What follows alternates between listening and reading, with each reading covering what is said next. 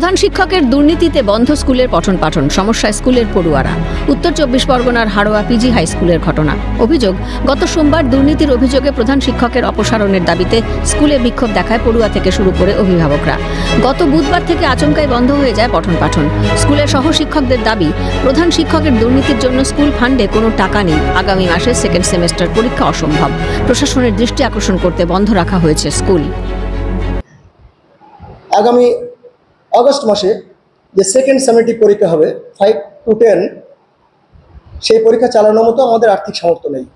অথচ উনি এ ব্যাপারে কোনো রকমভাবে আমাদের সঙ্গে সহযোগিতা করছেন না।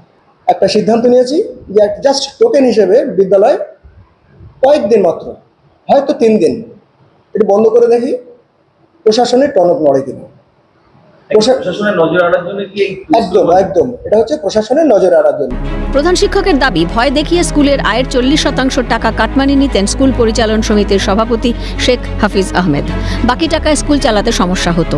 ঊর্ধ্বতন কর্তৃপক্ষ সহ ব্লক সভাপতিকে জানিয়ে কোনো সুরাহা হয়নি।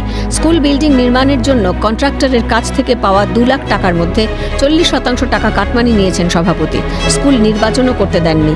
তার ঘরে তালা মেরে রাখা হয়েছে যাতে তিনি স্কুলে ঢুকতে না পারেন।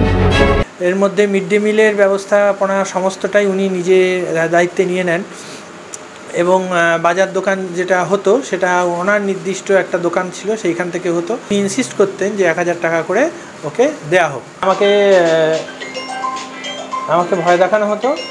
আমাকে ওইটাই বলা হতো যে 21 সালে যে প্রথম গণবিক্ষোভটা হয়েছিল, অভিভাবক বিক্ষোভ, এবং বাইরে থেকে খুব মারমুখী হয়ে এসেছিল। এই স্কুলের যেহেতু 40% বেরিয়ে যাচ্ছে, এই আউটফ্লো যেটা হয়েছে তারটা সামাল দেওয়ার জন্য কিছু লোকের কাছ থেকে আমাকে ম্যানেজ করতে হচ্ছে।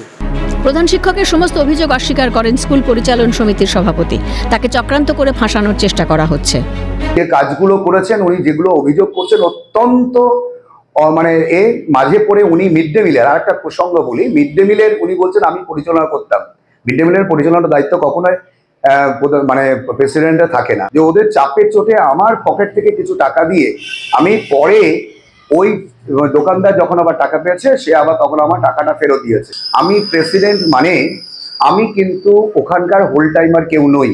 জাস্ট সময়ে সময়ে প্রয়োজনে সেখানে আমার উপস্থিতিটা জরুরি হয়।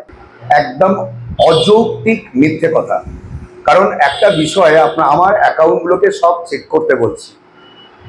টাকাটা নিলে যদি টাকা নেই তাহলে কোনো না কোনো জায়গায় রাখতে হবে তো। স্কুলের বর্তমান পরিস্থিতির জন্য ব্লক নেতৃত্বকে দায়ী করেছেন তৃণমূলের হাড়োয়া ব্লক কমিটির কার্যকারী সভাপতি সঞ্জু বিশ্বাস। কার নির্দেশে বা কে বা কারা স্কুলটা বন্ধ করলো সেটা আমি গিয়ে কৈবন্ধ হেডমাস্টার এবং পরিচালনা সমিতির কাছ থেকে জানার প্যাডে এই প্রতিনিধিগুলো বিভিন্ন স্কুলে গিয়ে সভাপতি তৈরি হয়।